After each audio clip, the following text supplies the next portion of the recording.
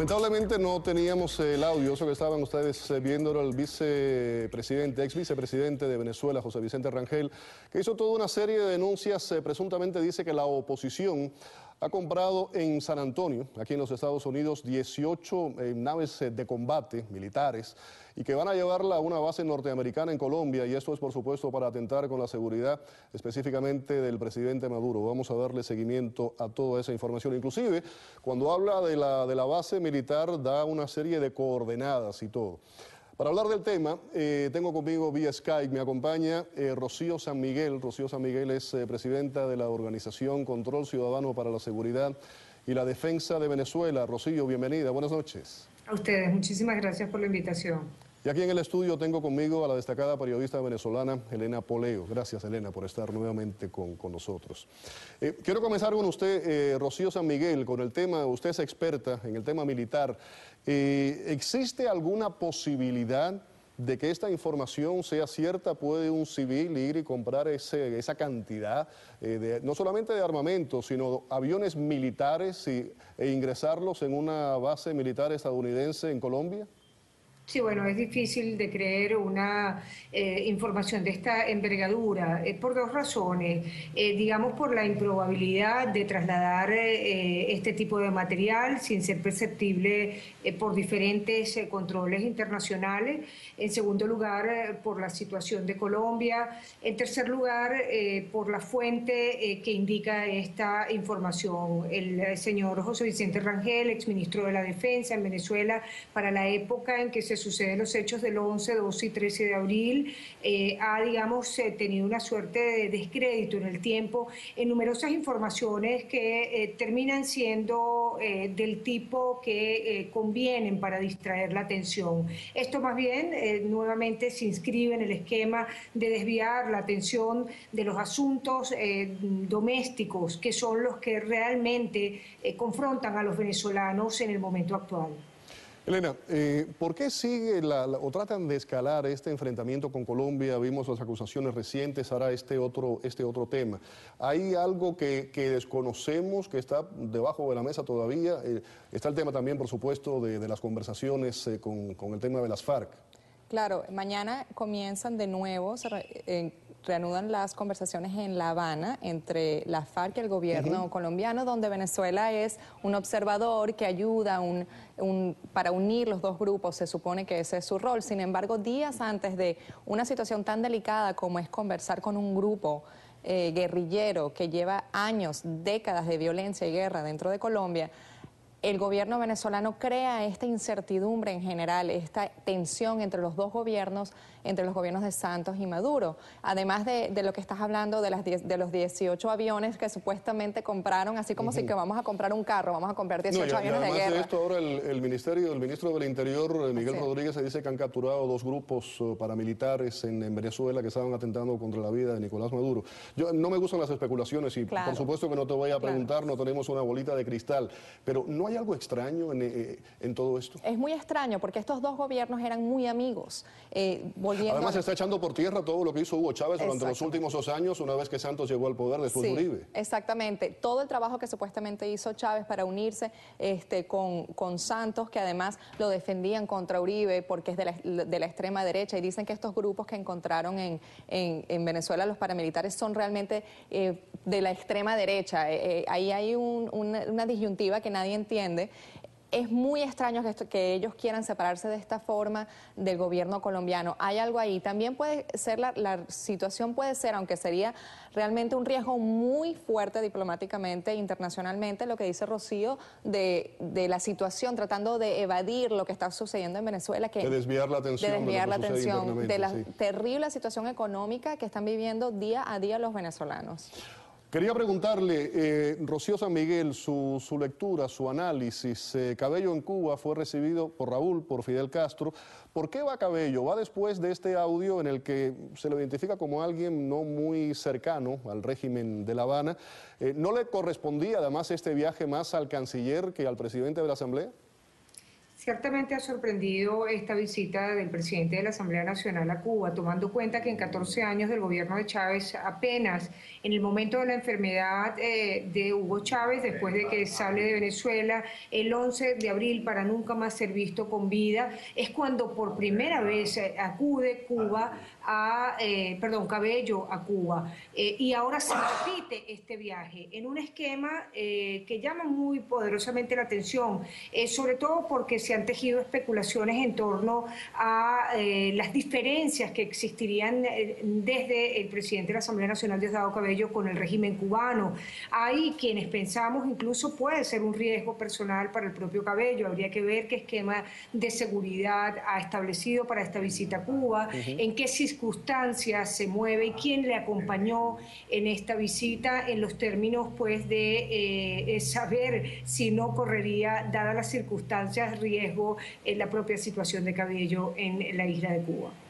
¿Querías comentar algo sobre esto, Elena? Sí, eso es correcto. Es una visita muy extraña. Además, fue una visita muy relámpago de la forma en que se planificó. Llegó a Cuba, además, y no fue recibido ni por Raúl, ni siquiera por el canciller, el vicecanciller, tengo entendido, cubano, según la prensa cubana, que es la única que puede dar información, porque obviamente no hay prensa internacional. Es muy extraño la forma en que ellos han llevado a cabo este viaje. Así que puede ser simplemente para irle a rendir tributo a los Castro, jurarle su amor eterno, para que no, dado todo lo que ha sucedido con las grabaciones, limpiar la imagen un poco, intentar de limpiar su propia imagen, porque y una vez más eso nos demuestra la injerencia cubana dentro de Venezuela, como ellos controlan todo lo que está ocurriendo. Ha servido de paso para saber que Fidel sigue vivo. Aparece una imagen una imagen como prueba de vida. Así es. Eso, por supuesto, tuvo una repercusión inmensa aquí en Miami, que para eso sirvió el viaje de Cabello a Cuba. Señor José Miguel, el tema, después de muchos dimes y diretes, el CNE dice que sí, que ganó Maduro. Sin embargo, el oficialismo lo ha tomado con mucha calma, no ha hecho mucho aspaviento con esa declaración del CNE. ¿Cómo lo ve usted?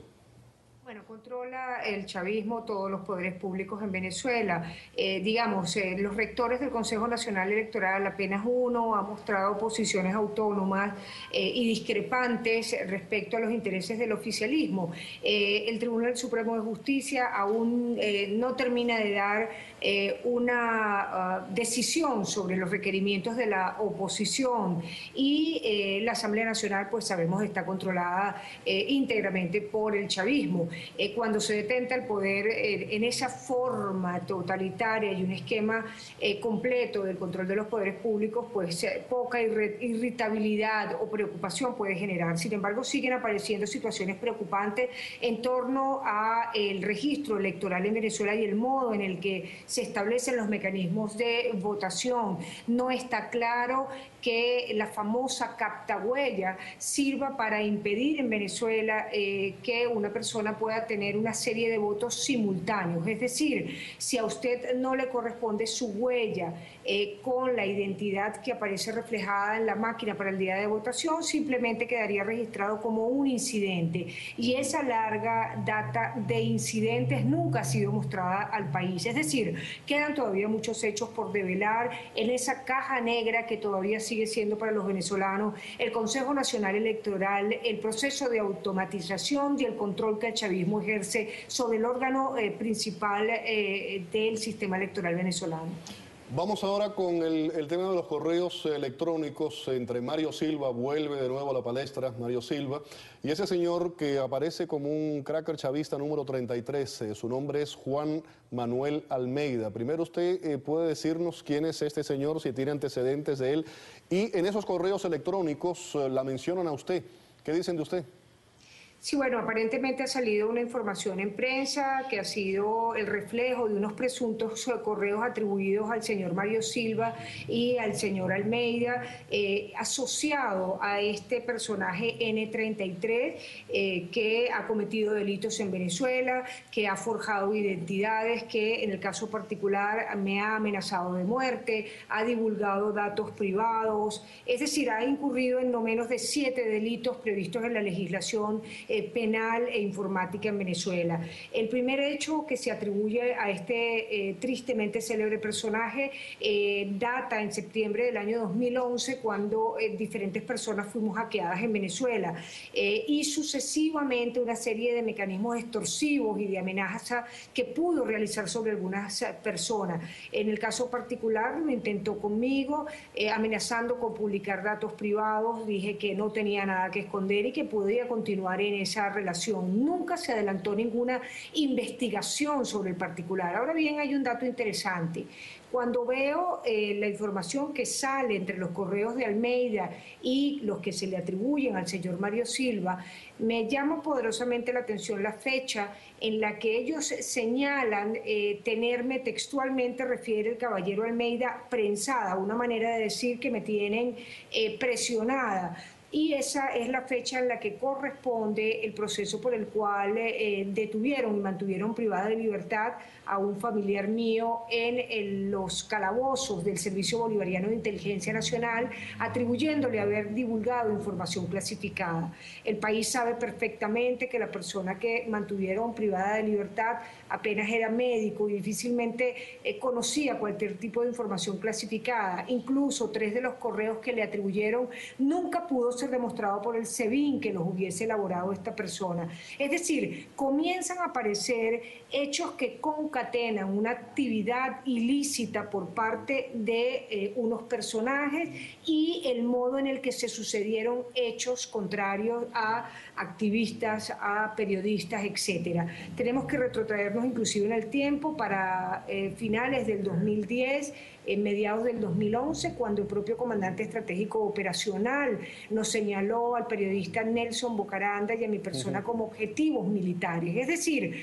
es interesante ver esta situación retrospectivamente porque como en todo elemento documental de violaciones a los derechos humanos, procesos de reparación, de justicia y de verdad, son importantes los elementos documentales de quienes interpusimos las denuncias en su oportunidad, porque queda claro y será perfectamente demostrable en el tiempo a medida que se vayan conociendo más hechos y develando más informaciones en torno a lo que ha venido ocurriendo en Venezuela, como al final fue una trama de individuos que abusaron del poder, que cometieron delitos muy graves, graves violaciones a los derechos humanos, que comienzan a encajar como piezas de un rompecabezas. Vamos ahora con Elena, ya para finalizar. En los correos se habla de la enfermedad de Chávez, se hacen toda una serie de comentarios.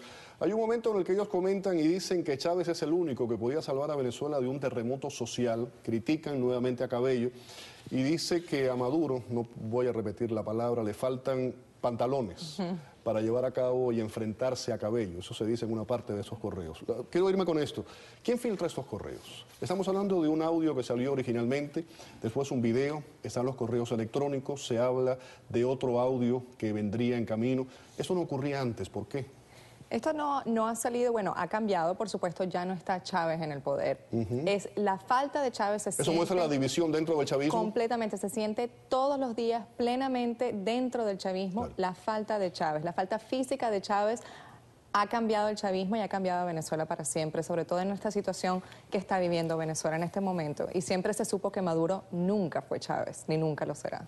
Gracias, Elena, por haber estado con nosotros aquí en el programa. También muchísimas gracias, Rocío San Miguel, presidenta de la Organización Control Ciudadano para la Seguridad y la Defensa de Venezuela. Vamos a una pausa. Al regreso va a estar con nosotros Luis Posada Carriles en una exclusiva de A Mano Limpia. No se lo pierdan.